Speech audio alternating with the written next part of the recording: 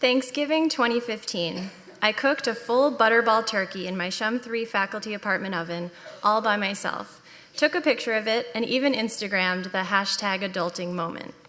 Just a few weeks prior, when I'd seen lamb on a menu at an Indian restaurant, I remember getting a sudden pang of discomfort, thinking about how my dog Daisy bears a close resemblance, a brown little lamb.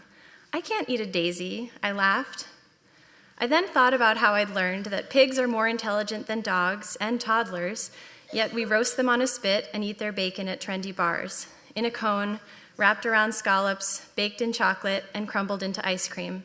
Sounds delicious to many of you, right?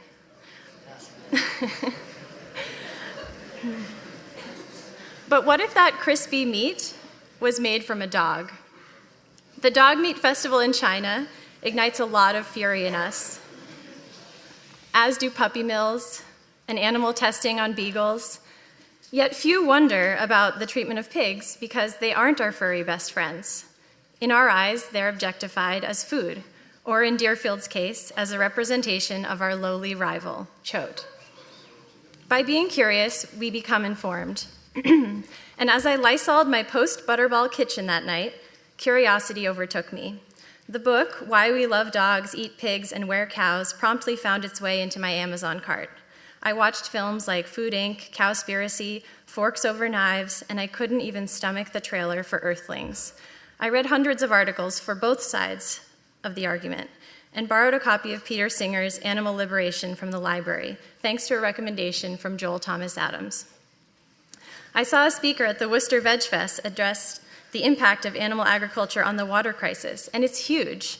Going vegan for a year saves the same amount of water waste as giving up showers for 55 years.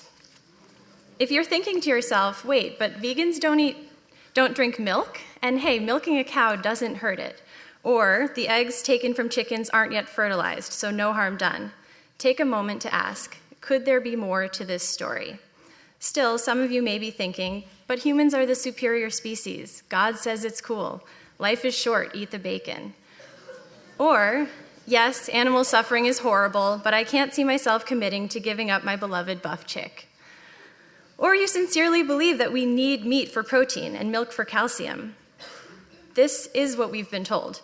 What we eat ties us so strongly to memory, tradition, and culture.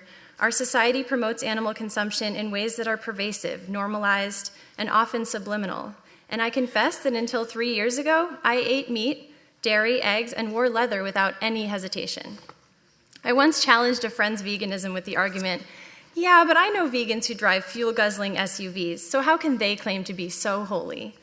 And I remember her poignant reply, just because you can't do everything doesn't mean you shouldn't do something. This advice liberated me to try, to dabble, to begin the transition without judging myself or others, to be human and flawed. I can be better, even if I can't be perfect.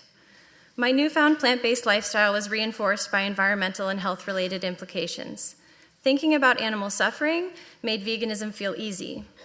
Thinking about the future of our planet, however, was what made it feel urgent, as animal agriculture is the leading cause of deforestation.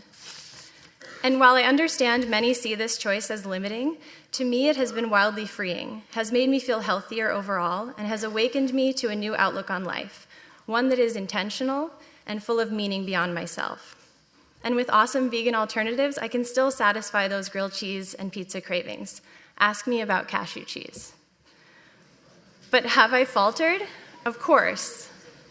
My mom's mashed potatoes, they have butter in them.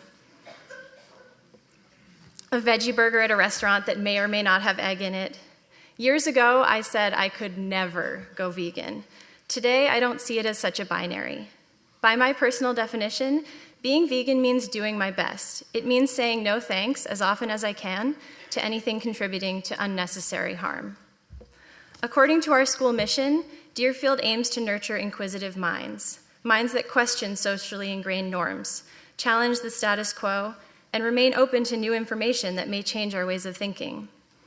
With the high standards Deerfield encourages of citizenship, environmental stewardship, empathy, and responsibility, the pressure to become our perfect selves may discourage us from approaching our better selves. So I challenge you to continue asking why. and to each day make the world a more peaceful place by doing something, knowing full well that you can't do everything.